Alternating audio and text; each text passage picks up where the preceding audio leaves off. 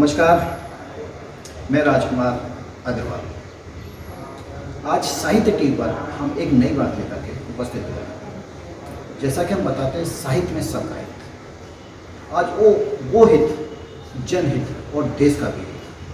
हमारे साथ हैं प्रणब पातर जी। नमस्कार। प्रणब पातर जी क्या है, मैं भी थोड़ा सा बताऊँगा, वो भी बताएंगे। प्रणब पातर जी, आप एक ग्लोबल फाउंडेशन संस्था चलाते हैं। ग्लोबल फाउंडेशन क्या करती है, ये पातर जी बताएंगे। मेरा सवाल उनसे होगा, जवाब वो देंगे। पातर जी, स्वागत है आपका। बहुत बहुत धन्यवाद।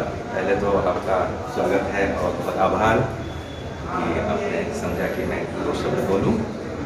मैं ग्लोबल फाउंडेशन से ग्लोबल फाउंडेशन एक इंडो अमेरिकी संस्था है और मैं CEO के तौर पर काम करता हूँ।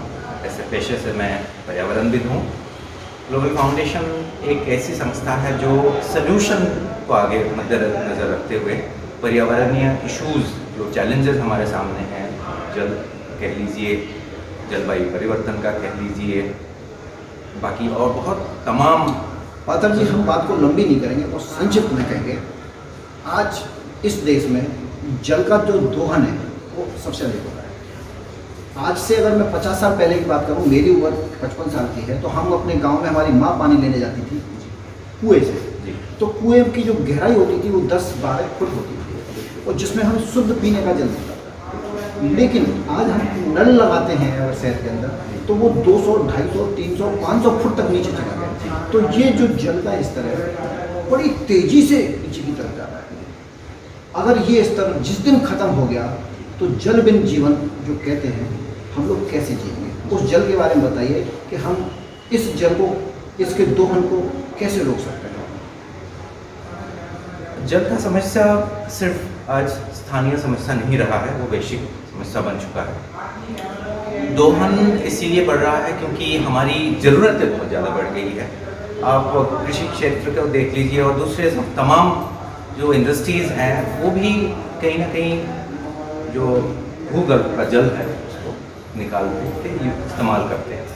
तो उसके वजह से और साथ साथ हमारा पॉपुलेशन इस तरीके से बढ़ गया है कि जल का दोहन रोकना बहुत नामुमकिन सा जैसा हो गया। तो हम करें क्या, करेंगे तो करें क्या?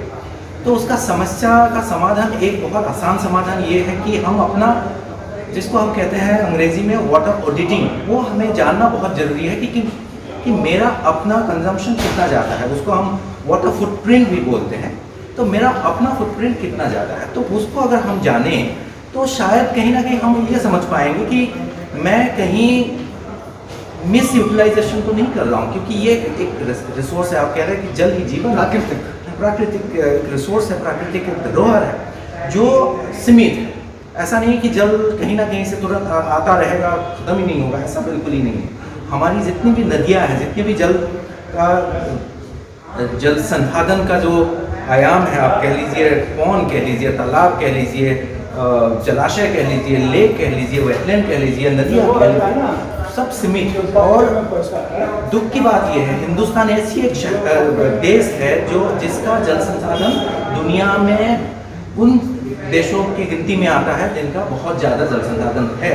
लेकिन उसके बावजूद भी आज हिंदुस्तान ऐसी कगार में आ चुकी है कि हमारे जल का स्तर, नदियाँ कहीं या भूगर्भ का जल कहीं, दोनों ही स्तर कम हो रहा है। तो उसका वजह कंजम्पशन ही है, वो तो तय है। उसके साथ साथ दूसरा समस्या ये है, जो बची खुची जो संसाधन रह गया है, तालाब, नदियाँ, उसमें भी प्रदूषण का मात्रा बहुत ज़्यादा है। तो वो जो बची पानी रह गया है, वो भी इस्तेमाल करना नामुमकिन जैसा हो गया है। तो इसमें हमारा एक ही बचता है कि एक तो है हमें अपना ऑडिटिंग से अपने थोड़ा सा ये करना होगा, खास करके ये ऑडिटिंग बहुत ज़्यादा एप्लीकेबल है उनके लिए जिनका कंजम्पशन बहुत ज़्यादा है, जैसे कि इंडस्ट्री। अगर इंडस्ट्री चाहे तो इसका कम हो सकता है। कृषि क्षेत्र में ऐसी आजकल बीज का उद्भावन हुआ है। हमारे कृषि क्षेत्र में जितने भी रिसर्चर्स हैं, साइंटिस्ट हैं, वो काम कर रहे हैं ऐसी बीज का जिसका पानी की कंजम्पशन और उसके साथ साथ जो भी बची, जो हमारे पास नदियाँ और तालाब और लेक रह गया है, उसको बचाने का कार्य वो कैसे होगा, वो रेस्टोरेशन के द्वारा होगा। बहुत सारी संस्था है, ग्लोबल फाउंडेशन में भी इसमें जुड़ी हुई है कि हम लोग रेस्टोर कराने में हेल्प करते हैं, खुद जाके उसको दोबारा से तालाब को ऐसी स्थिति में लेके आते हैं जो पहले हुआ करती थी। मैं यहाँ पर रोकना चाहूँगा और आपको बताना चाहूँगा, जो जल बरसात बारिश के माध्यम से हमको मिलता है, वो हमारे जो शहर हैं वह कंक्रीट वाले शहर हैं, अब वो जल ज़मीन के अंदर नहीं जा रहा क्योंकि सड़कें इतनी पक्की मजबूत हो गई हैं, कंक्रीटेड हो गई हैं, और नाली और सड़क के बीच में जो एक छोटी सी रास्ता जगह भी होती है वो भी हम लोगों ने पाट के पक्की कर दी है। तो जो जल बारिश का होता है नालियों के माध्यम से नाले में जाता है और नाले के माध्यम से नदी में जाता है, नदी के माध्यम से वो समुद्र में चला जाता है। एक अच्छा खासा जल जो पीने योग्य था, जिसे हम संचयन कर सकते थे, वो समुद्र में जाकर के खारा बन जाता है, वो पीने के योग्य नहीं रहता है। और मैं यहाँ पर एक बात और आपसे पूछना चाहूँगा, जैसे आपने ऑडिटिंग की बात की, तो ये ऑडिटिंग कैसे संभव होगा? ऑडिटिंग बहुत आसान है। एक तो मैं अपना अगर इंडिविजुअल लेवल पे कहूँ अपना, या आप भी अगर करना चाहते हैं, देखना चाहते हैं कि आपका अपना पर्सनल जो व्यक्तिगत रूप में आपका कितना कंजम्पशन होता है, बहुत सारा ऑनलाइन टूल्स आजकल अवेलेबल है। आप ऑनलाइन गूगल सर्च करके देख सकते हैं, ऑडिटिंग टूल्स हैं, या तो इसमें कार्बन फुटप्रिंट भी आप कह सकते हैं। तो उसका हम लोग खुद ही कैलकुलेट करके ये देख सकते हैं कहीं ना कहीं हमारा बहुत ज़्यादा तो नहीं है, अगर ज़्यादा है तो हम कैसे उसको कम कर सकते हैं। और रही बात, बहुत अच्छी आपने कही कि वर्षा जल संचयन का बहुत ही ज़्यादा, अब तो सरकार कैच द रेन कैंपेन चला भी रही है, बहुत अहम मुद्दा आपने उठाया। और ग्लोबल फाउंडेशन में भी हम लोग ये बहुत ही इसमें कार्यरत है।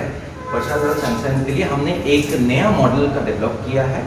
जवाहरलाल नेहरू टेक्नोलॉजिकल यूनिवर्सिटी है हैदराबाद में, वहाँ का वाटर रिसोर्सेज डिपार्टमेंट है, उनके साथ हम लोग मिलकर काम करते हैं। उन्होंने एक नया पद्धति को अटेंड किया है। उससे क्या होता है, आपने ये जो कहा कि कॉन्क्रीटाइजेशन होने की वजह से आजकल जो वर्षा जल जो नीचे नहीं जा पा रही है, उसको कलेक्ट करके बिल्कुल एक्वीफर तक पहुँचाया जाता है। तो उससे क्या होता है, एक्वीफर मतलब जो ग्राउंड जल स्तर है, जमीन जो भूगर्भ जो जल स्तर है, वहाँ तक पानी ले जाया जा सकता है, वो संभव है। और ख़ास करके जो बिल्डिंग्स हैं, बिल्डिंग्स में उसको बहुत अच्छे से वर्षा जल को कलेक्ट करके साफ पानी को अंदर ले जाने का पद्धति है। और उससे क्या होगा, धीरे धीरे आपका वर्षा जल भूगर्भ का जो स्तर है वो ऊपर आएगा, और वैसा हमने देखा है। मैं पाठक जी आपको रोक कर एक बात कहना चाहूँगा, और मैं समझना भी चाहूँगा आपसे, क्योंकि आप तो इसके एक एक्सपर्ट हैं, विशेषज्ञ हैं। जल के दोहन के मामले में सबसे अधिक महिलाओं का रोल है। मैं देखता हूँ कि महिलाएं जल से यानी कि पानी से अपने फर्श को धोती हैं, और फर्श को धोते धोते घर के बाहर आ जाती हैं, वो सड़क तक को पानी से गीला कर देती हैं। तो ये तो सरासर दोहन ही हुआ। और मैं इसके साथ साथ ये बात भी बता दूँ कि बहुत से लोग ग्रामीण एरिया में पशुओं को पानी से नहलाते हैं, तो वो भी एक पीने योग्य पानी को वो इस तरह से नष्ट कर रहे हैं। तो इनके लिए आप क्या कहना चाहेंगे? इसके लिए एक बहुत आसान तरीका ये है कि हमें ये देखना होगा कि जो पीने लायक जल है, वो पीने के अलावा अगर कोई दूसरी चीज़ों में अगर जल इस्तेमाल ना हो तो अच्छा है। अगर इस्तेमाल करना पड़ जाता है, समझ लीजिए आपको फर्श धोना है, गाड़ी साफ करनी है, आजकल ऐसे बहुत आयाम है, बहुत पद्धति है जिसमें पानी का खपत बहुत कम होता है। एक तो वो, दूसरा रिसाइकल के माध्यम से हम पानी को उस इतना लायक बना सकते हैं कि ताकि वो हम साफ कर सकें, गार्डनिंग कर सकें, और हमारे जो कैटल्स हैं, जो पशुधन हैं, उनको भी नहलाया धुलाया का वो व्यवस्था हो सकता है रिसाइकल के माध्यम से। और खास करके जो आपने कहा वर्षा जल तो इसका क्वालिटी इतना उत्तम होता है कि वो पीने लायक है। हालांकि लोग महसूस नहीं करते हैं, लेकिन पहले लोग पीते थे, और आज भी वो पानी इतना खराब नहीं हुआ है। हालांकि प्रदूषण बढ़ गया है, उसके बावजूद भी वो थोड़ा सा फिल्ट्रेशन के माध्यम से वो पीने लायक बनाया जा सकता है। बहुत अच्छी बात आज पाठक जी ने बताई। आप समझिए, बहुत संक्षिप्त में इसमें अगर ऐसे कहूँ कि जैसे ही वर्षा शुरू होती है, हम उसमें से 5 मिनट का पानी उसको निकाल दें, तो 5 मिनट के बाद में जो पानी ऊपर से जो आपके पास आ रहा है उसको आप स्टोर कर लें, और वो जल आपके पीने के योग्य होगा। दूसरी भाषा में बिल्कुल मिनरल वाटर ही होगा। इससे 1% भी मेरी बात इधर उधर नहीं हो सकती, क्योंकि प्राकृतिक जल सीधा आपके पास में आपके स्टोर में जा रहा है। तो आप पानी का बहुत ज़्यादा ध्यान रखिए। आने वाले समय में हम लोग पानी को लेकर के बहुत बड़ा युद्ध लड़ने वाले हैं। अगर हम पानी पर अपनी आज से अपनी पानी का जल संचयन और जो जल नहीं बचाएंगे तो निश्चित है कि इसको लेकर के अभी हम लोग पेट्रोल की लड़ाई लड़ रहे हैं। और अभी देखने में ये भी आता है कि सिर्फ 200 ग्राम पानी कहीं अगर पीने हम जाते हैं तो 2 रुपये का मिलता है, कहीं 5 रुपये का मिलता है। अगर बिस्लरी की बोतल भी लेते हैं तो 20 रुपये की 1 लीटर पानी मिलता है आपको। तो आप समझिए कि पानी की कीमत क्या है। अगर आज समझते हैं तो हम इसको बहुत आगे तक लेके जाएंगे, नहीं तो ये समस्या हमारे बच्चों में और हमारे बच्चों को, हमारे समाज को बहुत जल्दी उठानी पड़ेगी। अंत में कुछ कहना चाहिए? अंत में मैं यही कहना चाहूँगा, आपके चैनल के माध्यम से मैं सभी को यही विनती है कि आप जल संरक्षण का व्यवस्था करें। जैसे कि अग्रवाल साहब ने बताया, ऐसे ऐसे आयाम हैं और पद्धतियाँ हमारे पास उपलब्ध है जिससे जल को बचाया जा सकता है, जल की खपत को कम किया जा सकता है। और मैं मानता हूँ आप लोग ही ये कर सकता है और यही हमारी विनती है। जल अगर जीवन है और जल बचाना सबसे बड़ा महत्वपूर्ण एक काम होगा एक इंसान का। तो पाथर जी, मैं आपको अंत में सबसे ये बात कहूँगा कि अगर हमारे दर्शकों को किसी भी तरह से आपकी मदद करती है तो वो कैसे संपर्क करेंगे? उसके लिए आप अपना नंबर क्या देना चाहेंगे? मैं बिल्कुल देना चाहूँगा। मैं एक पर्यावरणविद हूँ और मैं चाहूँगा कि आप लोगों के साथ मिलकर हम कुछ समाज का और पर्यावरण का काम करें। और मेरा नंबर है 9953048097।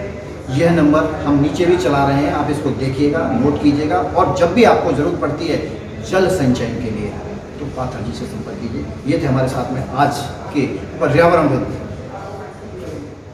पाथर साहब। धन्यवाद।